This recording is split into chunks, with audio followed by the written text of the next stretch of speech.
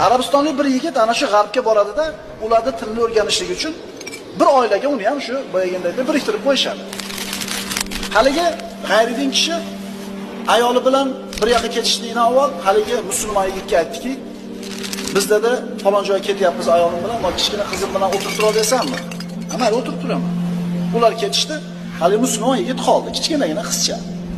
Oshxonasida yugurib bir vazani sindirib qo'ydi. Rosa yig'ladi hali 4 yoki 5 ga kirgan qizcha. Yig'ladi. Nima yig'layapsan? Sindirib qo'ydim, onamga nima deyman? Yig'lama. Onang kim sindirdi deb so'rasa, meni sindirdi deb qo'ydi. Men yangisini olib beraman, mushkula hal bo'ladi. Rozi bo'ldi.